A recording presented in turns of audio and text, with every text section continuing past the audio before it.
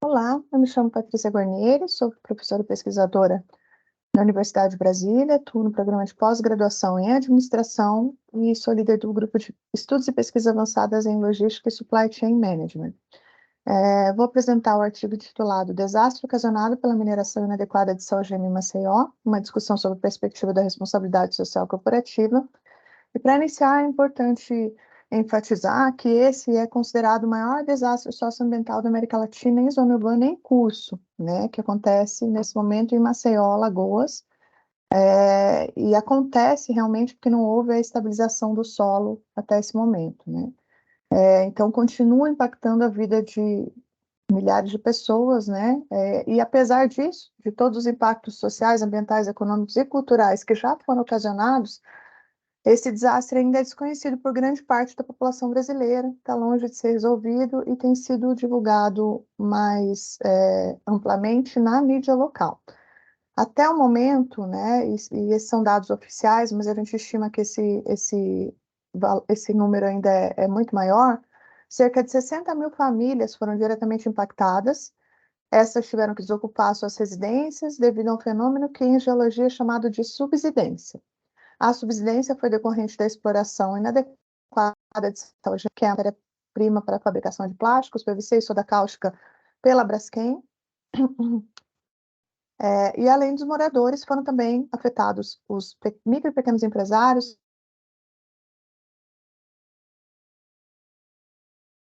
Os trabalhadores nesse desastre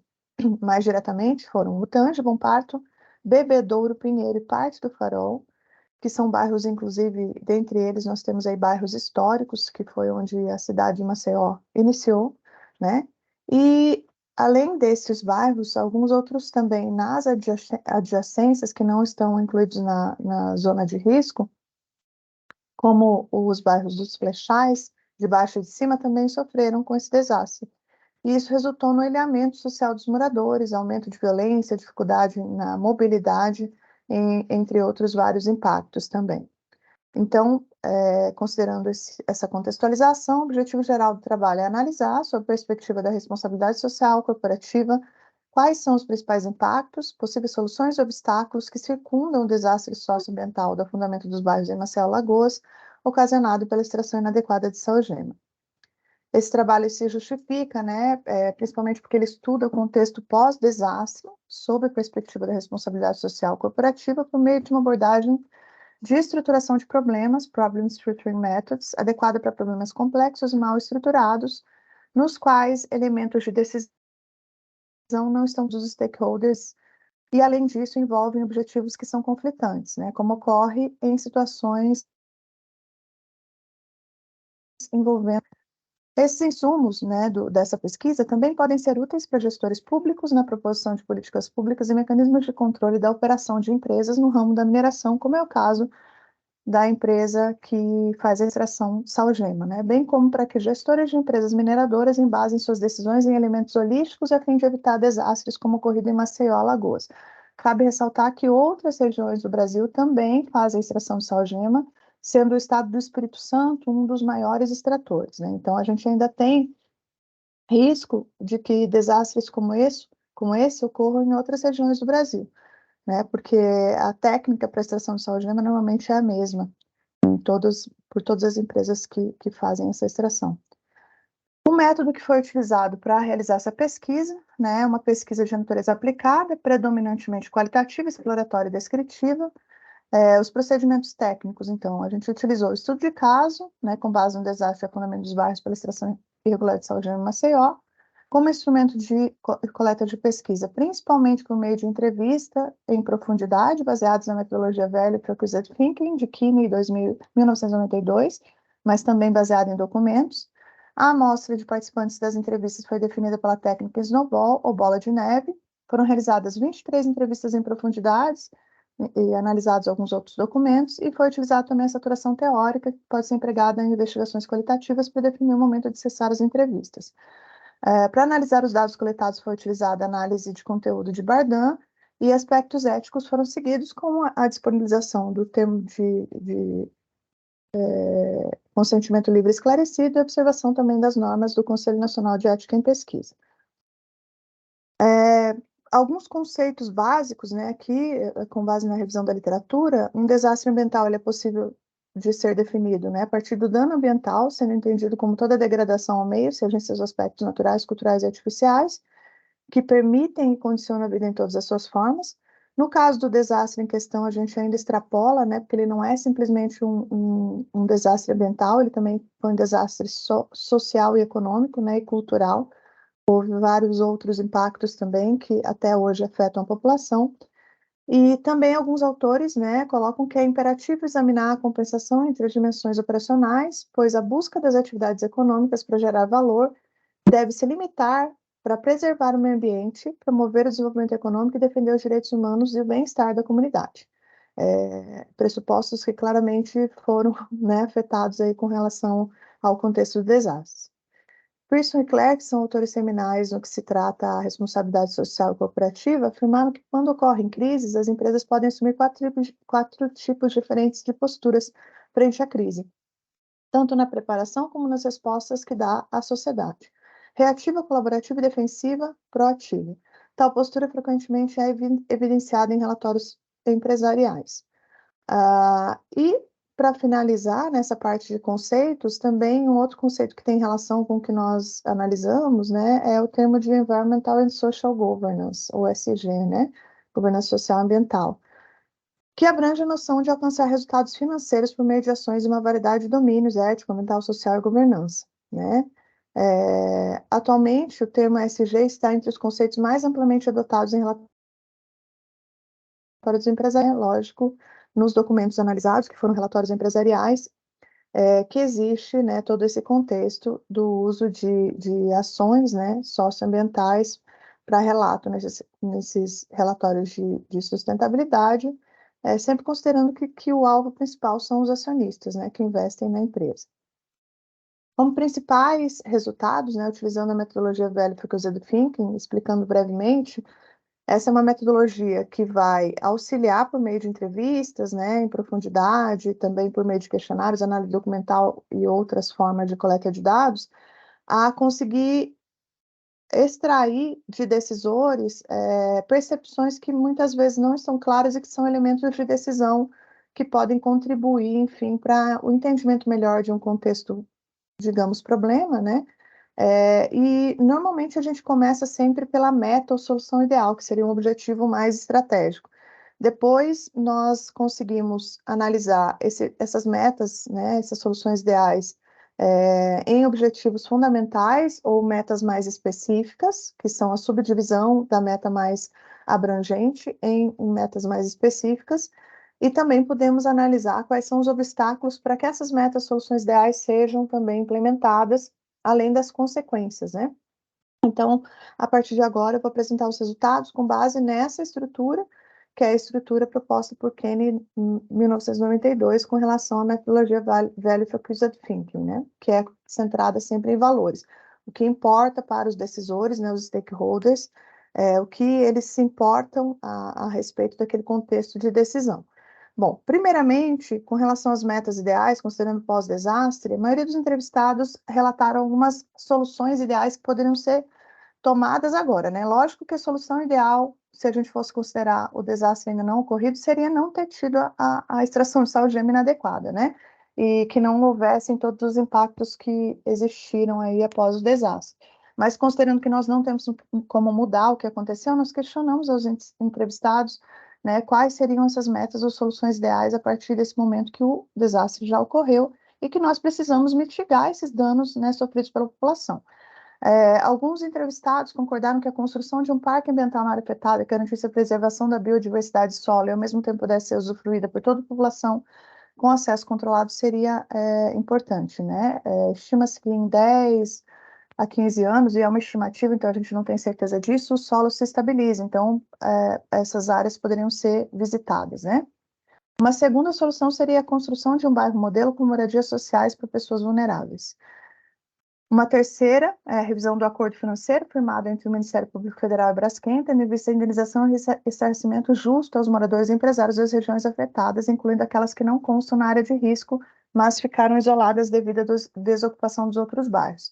Esse acordo financeiro ele foi muito questionado porque a população alega que não teve a participação da sociedade, né?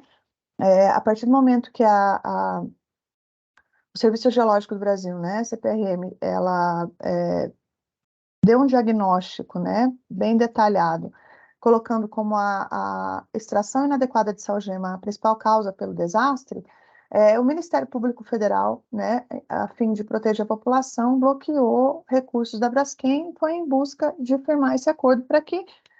a população recebesse essa indenização. Nós entrevistamos, inclusive, um dos entrevistados é do Ministério Público Federal, um defensor público, e a gente percebe na fala dele que houve, né, boa intenção, enfim, do Ministério Público Federal de proteger a população. No entanto, a população e a maioria dos entrevistados, né, a gente tem aí pesquisadores, presidente da Associação de Vítimas, presidente da Associação de Empresários, enfim, uma série de stakeholders envolvidos, a gente percebe uma insatisfação porque alguns valores, por exemplo, de indenização moral, por danos morais, foi definida um valor só para todo mundo, padrão, né? E por família, não por pessoa, né? Então, o principal questionamento é em relação a isso, e também com relação aos valores, né, dos imóveis. Um outro detalhe é que ficou definido que a Braskem compraria os imóveis das pessoas e a escritura seria repassada, ou seja, a propriedade seria repassada à Braskem, ou seja, a partir do momento que o solo se estabilizar, a Braskem pode utilizar essa localidade que tem uma vista maravilhosa da Laguna Mundaú, uma área bastante privilegiada em termos de natureza e uma vista bastante bonita, e questionam-se, vários entrevistados questionam se a empresa não pode depois ainda, além de ter gerado todo esse desastre, desocupação das áreas e ter causado danos a várias pessoas, ainda explorar comercialmente esse local, né? Então, essa revisão do acordo é uma das principais também queixas da maioria dos entrevistados. Uma outra solução seria a reestatização da área afetada, né, considerando que a propriedade hoje é da Braskem, inclusive eles proíbem o tráfego em alguns locais. No bairro do Bebedouro, que é um bairro histórico, bastante tradicional, né, lá de Maceió, inclusive existe a instalação de um cemitério,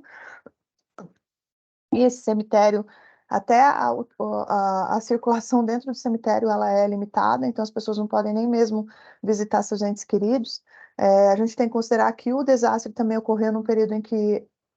havia pandemia, então o número de mortes foi imenso, né, todos sabem, e muitas pessoas tiveram que ser enterradas em valas rasas, né, justamente por causa do problema e do desastre que afetou também a estrutura do cemitério, né. Uma outra solução seria o Memorial da Tragédia, integrado a um parque ambiental com um museu a céu aberto, onde estaria registrada a história e a memória das áreas afetadas com resquícios de construções, também com acesso controlado. No bairro do Bebedouro, né, a gente tem aí um sítio histórico que foi também totalmente danificado, né, e aí vários pesquisadores que tratam aí da parte arquitetônica da cidade também ressaltaram a importância de se preservar esse sítio histórico. Um outro impacto também bastante problemático gerou uma outra sugestão de meta, que seria a restauração da mobilidade urbana, devolvendo a CBTU e município de Maceió na forma de uma obra totalmente paga pela Braskem, infraestrutura de transportes desativada em locais alternativos, que foi o caso da desativação do VLT, né, integrada ao modal rodoviário, que causou um problema de mobilidade pública e aumento do congestionamento na cidade. E por último, né, um outro objetivo é a recuperação da Laguna Mundaú, fonte de pescado e sururu, que é considerado um patrimônio cultural, né, de Maceió,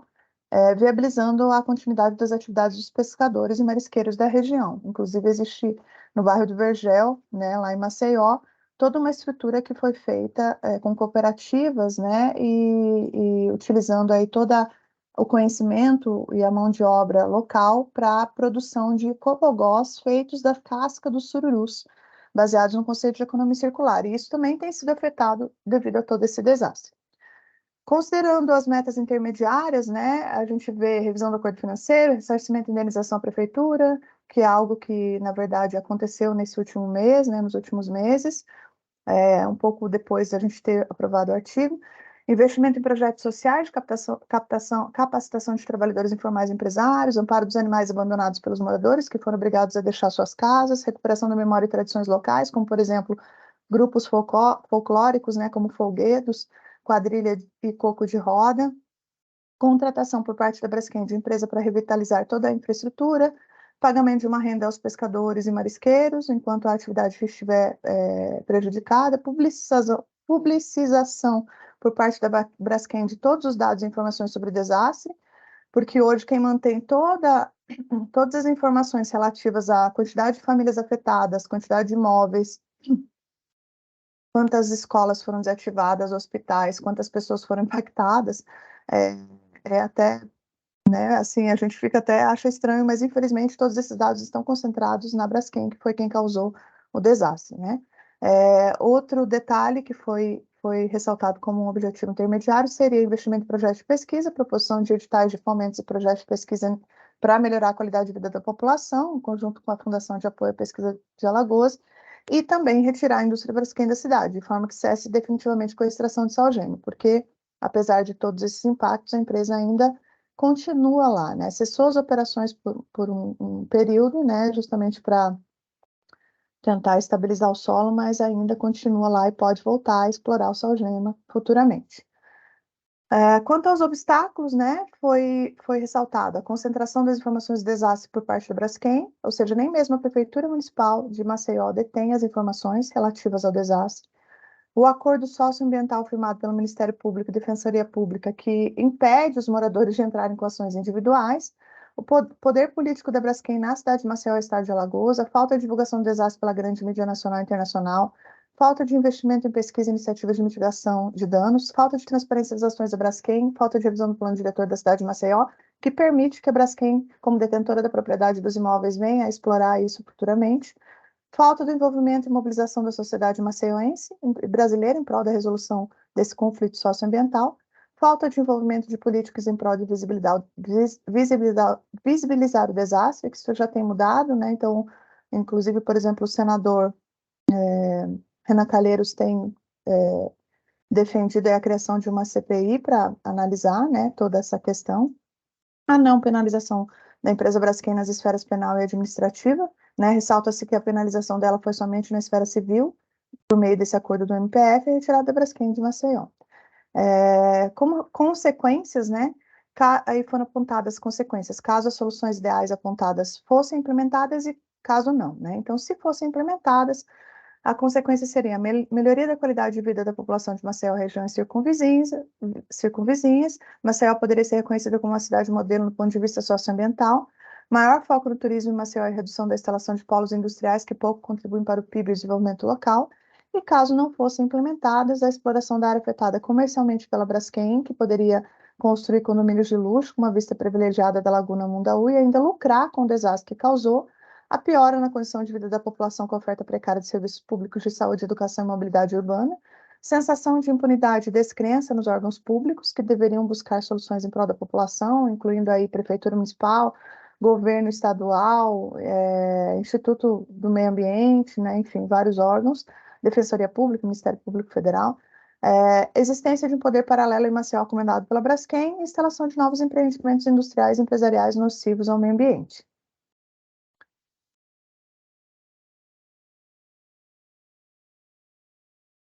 Desculpa, travou aqui.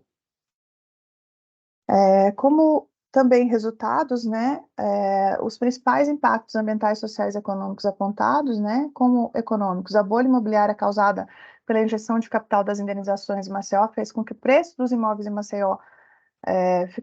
aumentasse astronomicamente, né, e isso impediu que muitas pessoas que receberam indenização comprassem imóveis em Maceió e tiveram que se mudar para cidades circunvizinhas ou bairros que são mais afastados. Perda de renda da população, perda de faturamento de empresas e trabalhadores informais, desvalorização de imóveis que ficam nas adjacências, gastos com mudança, aluguéis, maior gasto com transporte para trabalho, escolas, redução do orçamento público pela redução da população em Maceió. Então, o orçamento ele é definido pelo número de habitantes e a gente sabe que nesse último censo verificou-se que a população de Maceió diminuiu porque muitas pessoas que foram deslocadas acabaram tendo que morar em cidades vizinhas porque não podiam comprar imóveis mais em Maceió. Então, isso fez com que a cidade, né, a prefeitura recebesse um orçamento menor do que os anos anteriores. E houve também queda na arrecadação de impostos e taxas, porque foram 5 bairros que foram desativados. Em termos sociais, perda do patrimônio cultural, perda da identidade, perda da memória afetiva, perda de empregos, danos à saúde mental, fechamento de escolas, fechamento de hospitais, perda de patrimônio histórico, incapacidade de usufruir da estrutura pública como cemitério, igrejas, incapacidade de mobilização, perda do lazer, prejuízo da mobilidade urbana, aumento do congestionamento, ilhamento social, aumento da violência, sobrecarga do sistema de saúde e educação em outros bairros e cidades e perda da qualidade de vida. Em termos ambientais, danos à biodiversidade, a Lagoa Munaú, né, principalmente, danos ao solo, lagunas, desequilíbrio natural, abandono de pets pelos moradores dos bairros ocupados, impacto negativo na extração de areia para fechamento de minas, provenientes aí das dunas do Cavalo Russo, que ficam em Marechal Deodoro, né, Praia do Francês, ali, alteração da paisagem, dentre outros. E aí, finalizando, né, com base no exposto, então, por Mazola 2018, constata-se que a Braskem não cumpriu com a responsabilidade legal de cumprir a lei e não causar danos ambientais a partir do momento que decidiu por um modelo de exploração salgema que poderia causar riscos ao solo, ao meio ambiente e às pessoas residentes na área da exploração, o que culminou em uma desocupação, né, que é uma das principais consequências mais negativas relacionadas à mineração. Apesar de não ser condenada penalmente e administrativamente, ao ser condenada civilmente, né, pelo Ministério Público Federal, a pagar indenizações aos moradores que tiveram que ser realocados e investir na mitigação dos danos após o desastre, a empresa assume a responsabilidade pelo fenômeno ocorrido, apesar de que nos relatórios de sustentabilidade ela em nenhum momento assume essa responsabilidade. Ela trata isso como filantropia, né? Como se ela estivesse fazendo um favor à cidade de Maceió. Responsabilidade esta que é corroborada pelo relatório da CPRM, que é o Serviço Geológico Brasileiro, quando divulga o estudo das causas do fenômeno geológico que iniciou em 2018, apontando a subsidência do terreno devido à extração de salgema como causa. Então, considerando que esse desastre já ocorreu, que a empresa tinha a oportunidade de assumir diferentes tipos de postura no pós-desastre, frente às vítimas e sociedade, conforme apontam Pearson e Clare, 98, denota-se que a Braskem tem tido uma postura reativa no sentido de procurações somente quando é demandada, como foi o caso do acordo socioambiental firmado entre MPF, e Braskem, né? As ações relativas à proteção dos animais abandonados, ao atendimento psicológico das vítimas e ao PAS. Tal postura frequentemente é evidenciada em relatórios empresariais, principalmente visando alcançar resultados financeiros por meio de ações de uma variedade de domínios, ética, ambiental, social e governança, conforme aponta Stormer, 2003, e ao se analisar os relatórios de sustentabilidade, né, triangulando com as informações das entrevistas de 2018 em diante, verifica-se que em nenhum momento a empresa denota sua responsabilidade direta por esse fenômeno geológico que gerou o desastre, não utiliza termos como desastre, impactos negativos e registra as ações desenvolvidas como mera filantropia. Com relação às limitações, né, primeiramente deve-se destacar que mesmo após diversas tentativas desde dezembro de 2022, a empresa Braskem não concordou em participar das entrevistas, o que limita esse artigo por não apresentar percepção e opinião da empresa sobre suas ações pós-desastre. Esse artigo também se limita à fase pós-desastre, não abordando aspectos ocorridos antes de 2018. Estudos futuros podem abordar impactos no setor imobiliário da cidade de Maceió, e circunvizinhas, impactos ambientais ocasionados pelo desastre no solo, recursos naturais e biodiversidade, impactos na mobilidade urbana, modelos de decisão direcionados aos stakeholders envolvidos no desastre, relações de poder entre os stakeholders envolvidos no contexto do desastre, e também estudos que considerem a opinião e percepção da mineradora também serão úteis. Estudos quantitativos que abordem a percepção da população maceioense também são necessários para ter um panorama geral sobre o desastre. Essas são as principais referências. Muito obrigada pela atenção.